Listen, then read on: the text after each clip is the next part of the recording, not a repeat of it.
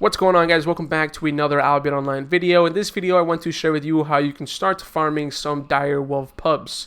Direwolf pups are pretty much the most sought after animal in the game. A lot of animal raisers like having direwolf pups in their kennels because once they raise to a fully grown direwolf, they can saddle it and then they can sell it in the market for a huge profit for a saddled direwolf. Before we get started, I do want to give my Discord server a quick shout out. I'm currently giving away 5 winter bears on my Discord server, so there will be a link in the description. Click on that link, join the Discord server, scroll all the way down to the weekly giveaways text channel, and there will be a link there to enter the 5 winter bear giveaway. This giveaway ends in about a week, so make sure you go into the link below and enter the giveaway.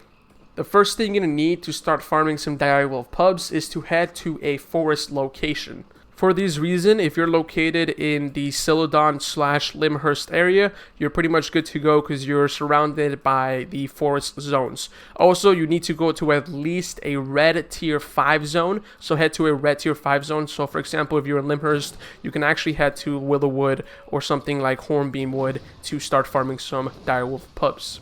Dire pup farming is very easy. All you need to do is try finding some direwolves out in the open, killing them, and then hoping they drop a direwolf cub. Very easy. The only hard thing is to make sure you're in a good location to farm some direwolves. Depending on what zone you're in, there might be some high populated areas for direwolves and there might be some low populated areas for direwolves. So make sure you kind of know which zone you're in, know the ins and out of the zone, where they spawn more often, and kind of camp that area and go around like in a circle looking for these direwolves.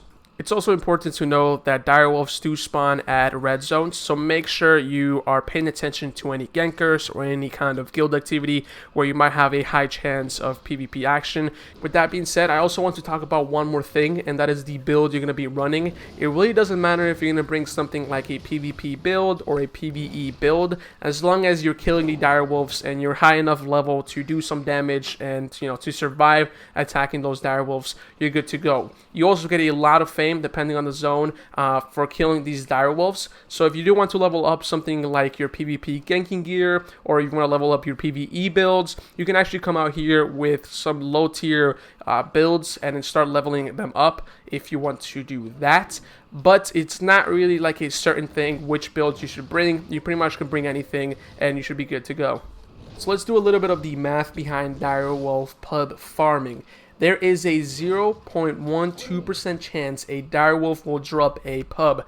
This means that pubs are very rare to come around. That's probably why they sell a whole lot in the market. So in total, if you want to do the whole math, you're going to have to kill around 834 direwolves before they drop a pub. Now this is all chance, so you might kill a direwolf and instantly get a pub, and you might kill 1,000,000 direwolves and always get a pub, but there is a 0.12% chance that it will drop. So again, in total, if you do the whole entire math, you might end up killing 834 per drop, so per cub drop. So you may be asking yourself why you should go out there and start farming some direwolf pubs. Direwolves, the actual mount, is the most popular mount in the game, and the only way to obtain the direwolf mount is by raising a direwolf pub. So there's going to be always a demand for direwolf pubs because people like gankers and guilds always need a supply of direwolves. So chances are, if you're not going out there and farming some direwolf pubs, there's always going to be someone else doing that for you.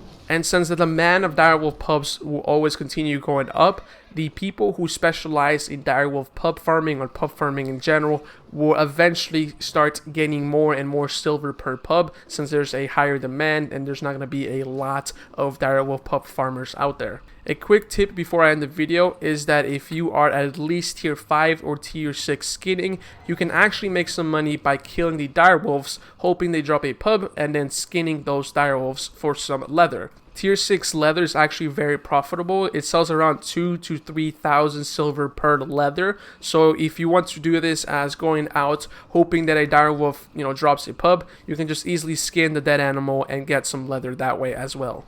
With that being said, this was a super short video. I just wanted to explain how you can actually begin doing some direwolf pup farming. Make sure to hit the like button and comment below any suggestions for upcoming Albion online content. Once again, in the description, there is a link to my Discord server. Make sure you join the server. I'm currently giving away 5 winter bear mounts. There are always going to be a weekly giveaway, and I'm going to give them away through the Discord server. So make sure you join it and have fun with the community. With that being said, I hope you guys enjoyed this video, and I will see you guys later on my next video. Peace.